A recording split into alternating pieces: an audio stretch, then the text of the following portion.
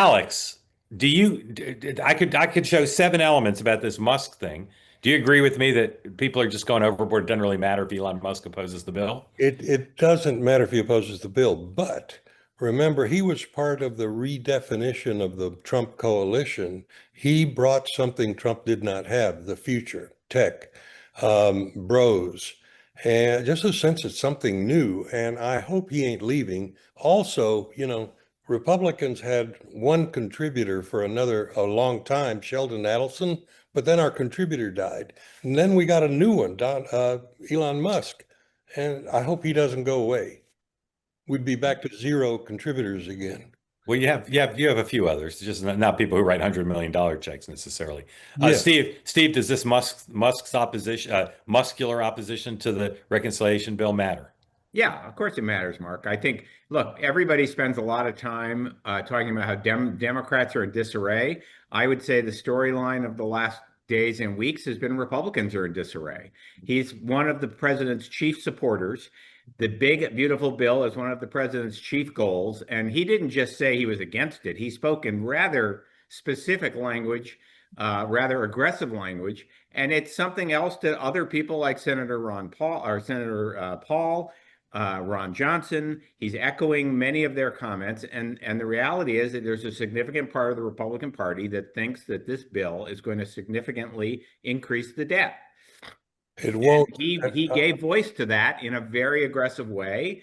And, is it going to stop the bill? Probably not. But again, I don't think it's helpful to passing the bill.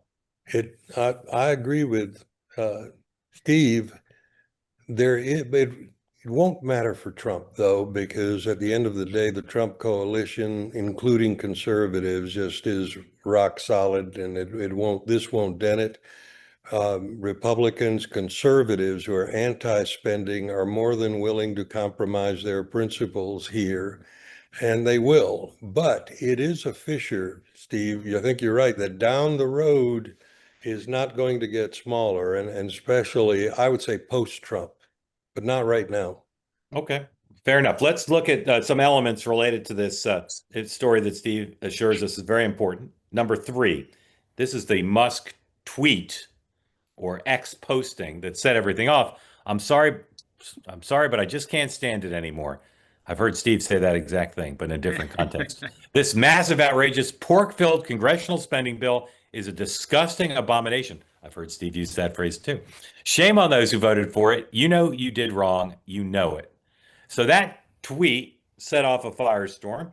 Here's number 2, the Politico headline, one of 1,000 headlines. Musk's latest mega bill bombshell exasperates GOP lawmakers. I like Elon, said Kevin Kramer, but he's one man. Here is Mark Caputo, our friend Mark Caputo is reporting.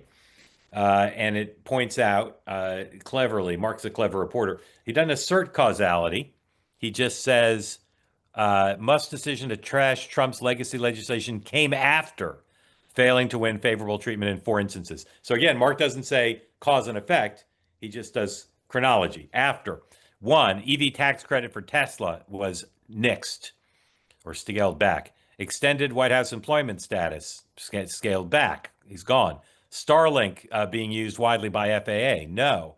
And his pal, who is slated to be head of NASA, didn't get the job. I happen to believe that Mark's list is very good, but it's incomplete. There are other things that Musk didn't get, including his choice for Treasury Secretary, just to give one early example.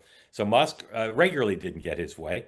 I think it'd be awfully petulant to be given such a powerful position and then trash the bill because he doesn't like it. But of course, what Republicans are saying is, poor Elon doesn't understand the bill. The smartest person on the planet has been hoodwinked by the likes of Steve Elmendorf into believing the bill's no good. Like what you see? Why don't you subscribe? This is a great opportunity to be part of unique conversations. Just hit the subscribe button. And if you want to watch our events live, go to twoway.tv.